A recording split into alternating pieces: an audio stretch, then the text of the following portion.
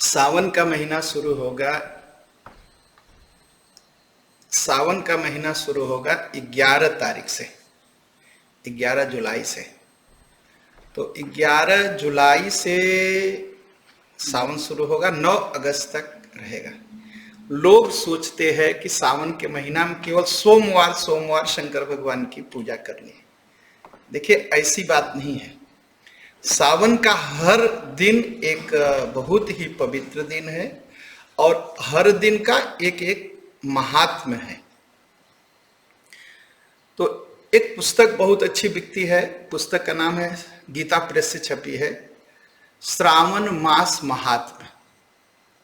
उसको पढ़ना चाहिए, बहुत ही पवित्र पुस्तक है। और उसको पढ़ने से फिर शिव जी की महत्ता और सावन की महत्ता पूरी तरह से समझ में आएगी। तो सावन के महीने में सोमवार पूजा करने से मानसिक शांति मिलती है और भगवान को दूध चढ़ाते हैं। और सोमवार का दिन, सावन का महीना तो पवित्र है ही। सावन में मंगलवार के दिन हनुमान जी की पूजा होती है, श्रावण मंगलवार कहते हैं। हमारे यहाँ बनारस में तो बड़ी भीड़ लगती है सावन के मंगलवार को। तो सावन के मंगलवार को हनुमान जी और मंगला गौरी मतलब दुर्गा माता, जो अपने जीवन में मंगल चाहते हैं कि मंगल ही मंगल हो, सावन के जितने मंगलवार हैं उस दिन हनुमान जी और दुर्गा माता का दर्शन करना चाहिए। अब कहेंगे घर में मंदिर है, दर्शन कर सकते हैं, एकदम करिए घर के मंदिर में। लेकिन जहां मंदिर मूर्ति स्थापना हुई है, आप वहां जाइए और वहां दर्शन करने का फल एकदम दूसरा होता है, बहुत बड़ा होता है। क्योंकि वहां मूर्ति में प्राण प्रतिष्ठा होती है।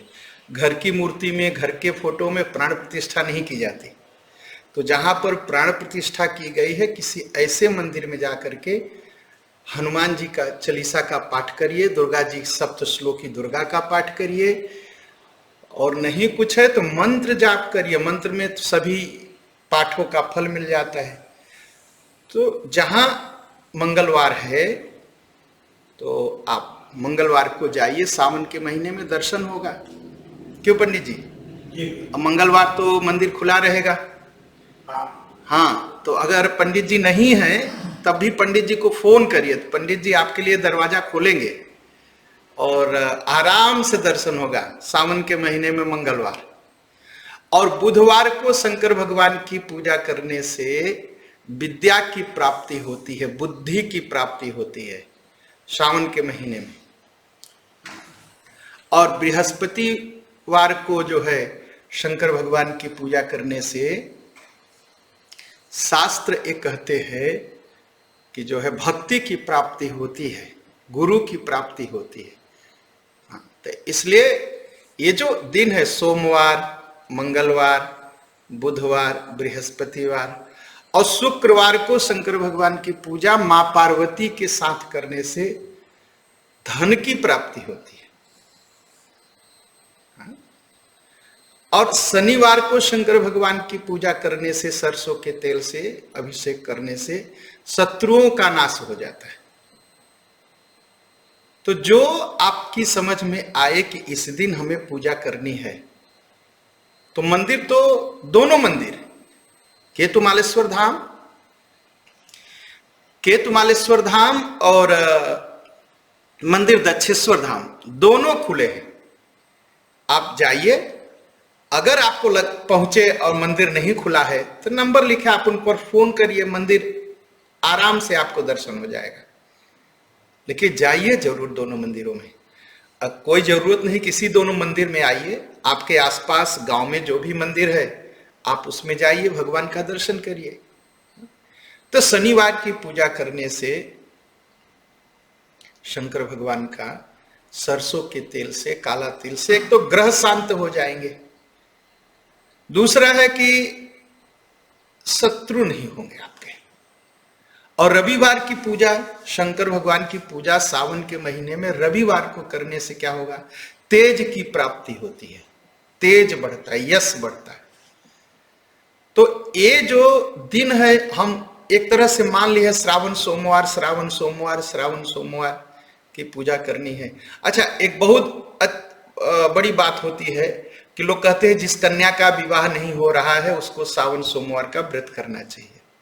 ये केवल कन्या के लिए नहीं है, हाँ, किसी लड़के का अगर विवाह न होता हो वो भी सोमवार व्रत करे, शिव जी से प्रार्थना करे।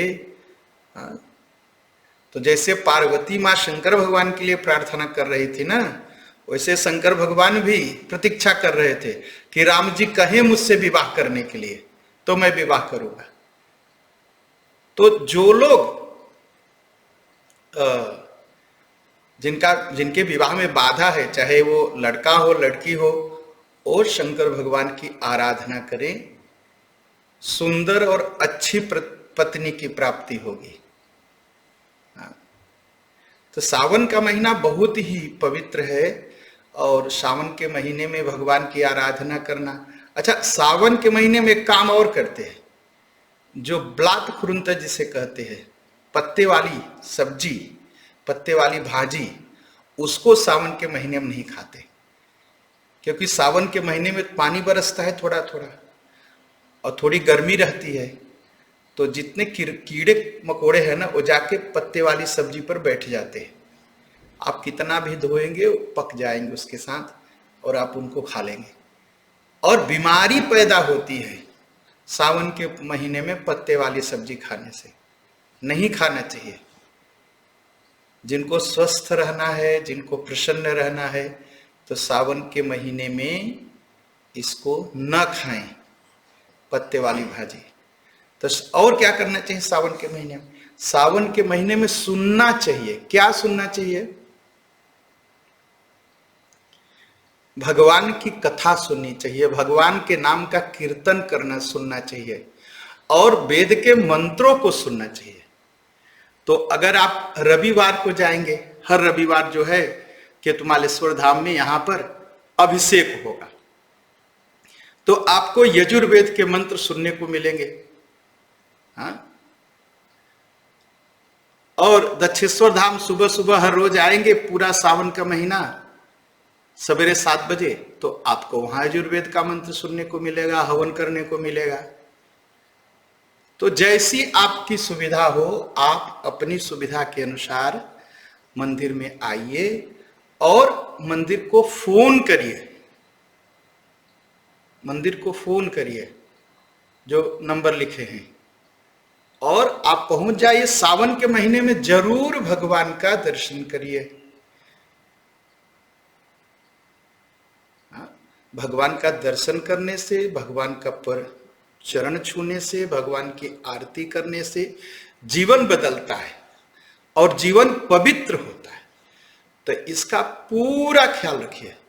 सावन का महीना आए तो जरूर कुछ न कुछ आराधना करिए, सात्विक जीवन जीने की कोशिश करिए। सावन के महीने में भगवान एकदम से मंगल करेंगे।